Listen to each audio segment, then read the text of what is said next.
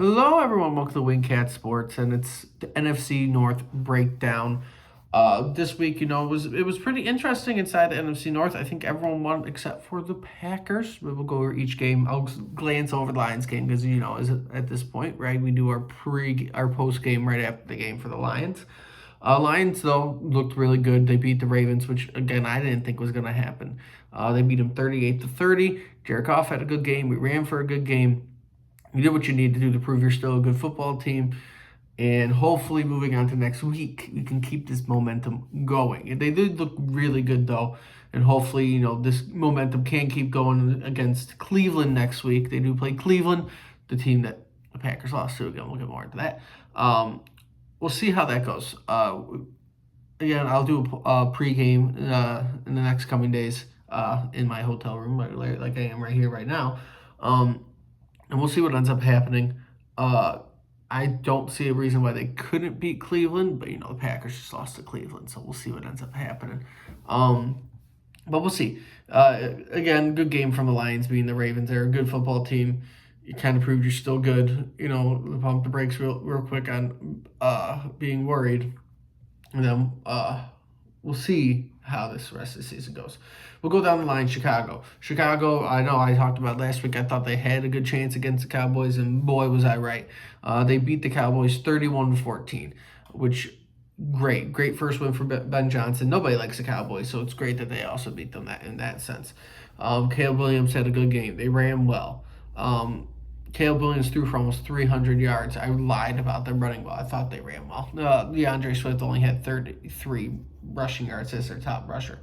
But Caleb Williams did great in this game. Now you're moving on to the next week for Chicago after this game. I mean, they played well, and that is what you want. But, you got to keep the momentum going. You're going to play the Raiders next week. When it comes to who is favored, they are also in Las Vegas. When it comes down to who's favored, though, overall, again, you're going to have to kind of look at it and be like, okay, what's going on?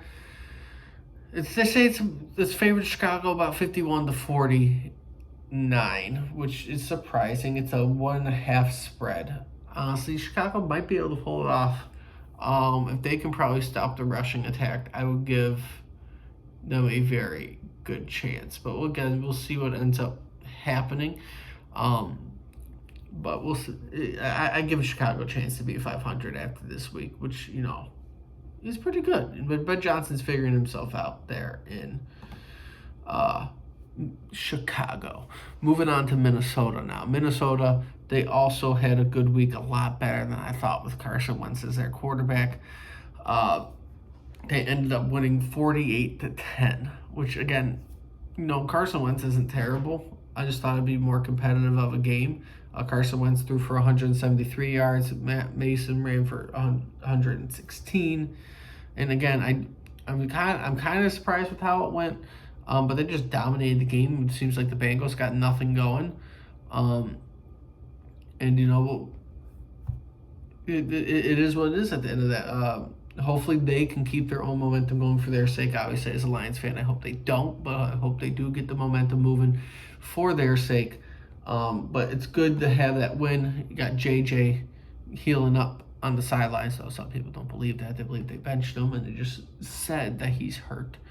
They're going to be playing in Ireland this week against the Steelers, which is pretty interesting. They get their international game. I believe they're international in the next couple weeks. They're giving Minnesota the favorite in this one, 57% to 58-42% to win the game. And they have a spread of 1.5. I think it's going to be a close game.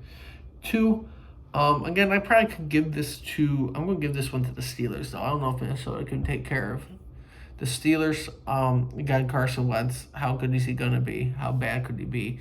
It's kind of we'll see when it comes to that. Now moving on to our last team inside the NFC North, the Green Bay Packers. The Packers overall did not have a good week. They played the Browns. They lost 13-10, blocked field goal to, ending up losing on a last-second field goal. Whatever. And that's not a great way to lose. I mean, did you play terrible? No, 2 for 183 yards. No rushing attack, though. Jacobs, the leading rusher, only ran for 30. And, you have bad games every now and then. I don't think this means the Packers are a bad team. You stumble every now and then, even when you're a good team. And we'll see what ends up happening. They do play the Cowboys next week. I think they have the edge over the Cowboys. Micah Parsons going back to Dallas, so I'm sure there'll be a little bit of energy there too. I'm kind of just going to give it to them. I don't see a reason why the Packers lose. The Cowboys are not a good team this year. They're giving it a 60-40. So the Packers have a very good chance of winning this game. They're also favored by 6.5. So hopefully they can take care of their own business. But obviously I would want the Cowboys to win, even though I'll never cheer for the Cowboys. I don't like the Packers in that sense.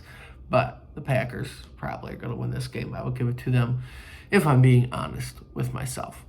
If you like what you see, like, comment, subscribe. Let me know what you think is going to happen this week inside the NFC North. And until next time, we'll see everybody soon.